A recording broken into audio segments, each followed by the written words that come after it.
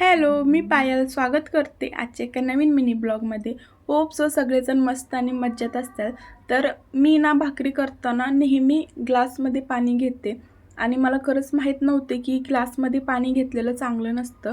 So मला एका ताईंनी DM केलं होतं की भाकरी करताना किंवा कणिक मळताना ग्लासमध्ये पाणी घेतलेलं चांगलं नसतं. सो थँक्यू सो मच ताई की तुम्ही मला हे सांगितलं. तर मी तेव्हापासून ग्लासमध्ये पाणी घेत नाही. त्यानंतर सकाळी भाकरी केली आणि भाजी मोडलेली मटकीची केली होती. शक्यतो मी भाकरी रात्रीच करते, पण ह्यांना ना पातळ भाजी असली ना मग त्यासोबत भाकरी खायला खूप आवडतं. मग म्हणलं भाकरीच करावं. भाकरी इतकी छान फुगली होती ना, खूप भारी वाटत होतं मला, एकदम टम फुगली होती. पण कॅमेरा बंद होता, मग पटकन कॅमेरा चालू केला आणि जेवढं झालं तेवढं मी व्हिडिओ शूट केला. त्यानंतर संध्याकाळी कॉफी घेतली आणि प्लेन मॅगी केली होती, जे की मला खूप आवडते. मटकी ना थोडीशी उरली होती, मग मी त्याचे धपाटे केले आणि ह्याची रेसिपी मी लवकर शेअर करणार आहे. चला बाय.